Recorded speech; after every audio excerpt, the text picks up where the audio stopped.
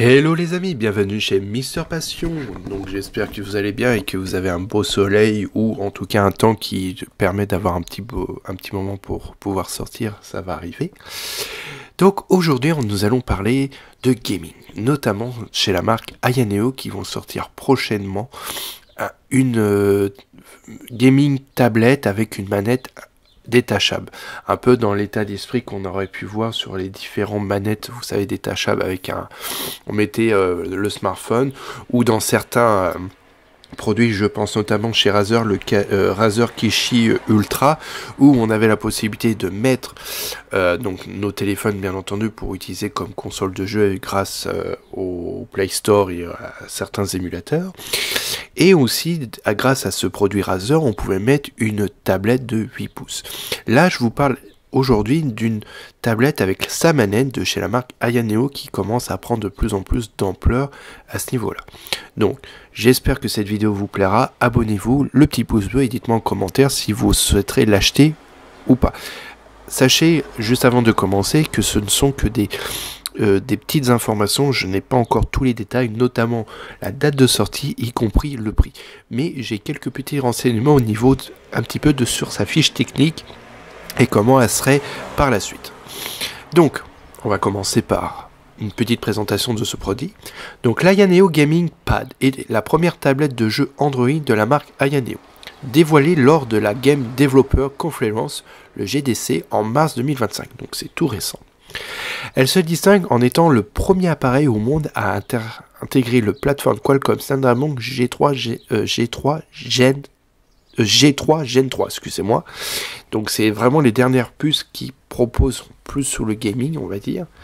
Notamment comme on avait vu chez le Razer Edge qui avait un Snapdragon G1X G1 ou quelque chose genre G2X, un truc comme ça. En gros, c'était aussi une des premières consoles mobiles, mais là, c'était vraiment les dernières puces qu'il y a. Donc pour vous dire au niveau des performances, elle améliore de 30% sur le CPU et de 28% sur le GPU par rapport à la génération précédente. Donc ça veut dire qu'il y a quand même un petit gain qui est bien, qui est pas extraordinaire, mais qui est assez intéressant pour faire du gros gaming. Par exemple, je pense à des jeux mobiles comme le Call of Duty ou Genshin Impact, et encore j'en passe d'autres.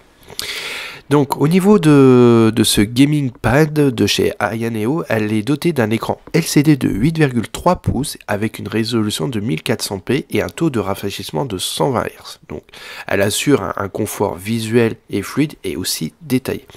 Son design inclut une édition Explorer avec un dos en verre transparent et un cadre entièrement métallique usiné en CNC, alliant esthétique et robustesse. Donc vous serez tranquille, mais c'est un petit truc esthétique qui peut être pas négligeable, donc c'est sympa.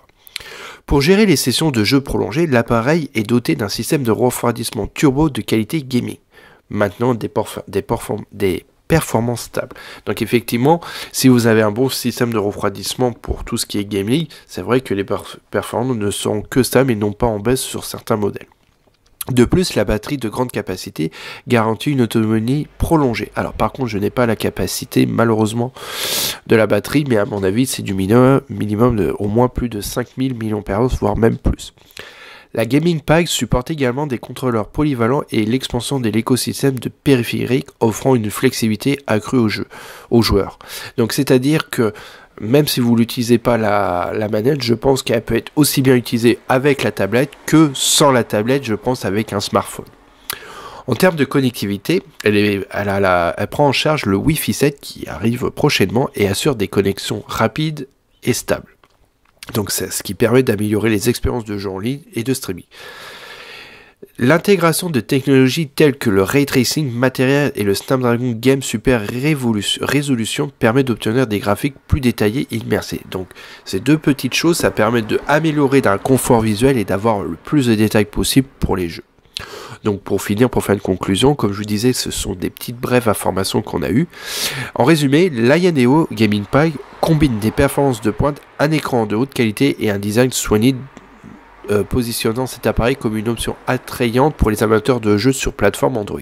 Donc effectivement, c'est assez intéressant ce titre, après avoir le prix, mais bon, à mon avis, c'est un bon petit prix à voir, parce que c'est vrai que cet appareil, avec un écran de 8,3 pouces, ça permet de jouer confortablement comme avec les consoles portables sous Windows ou sur SteamOS.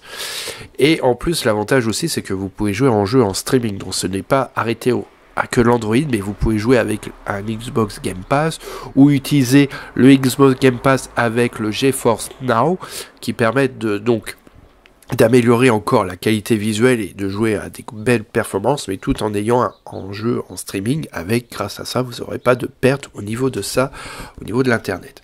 Donc je pense que cet appareil est assez intéressant, donc à voir, comme je vous disais, au niveau du prix, si c'est intéressant ou pas.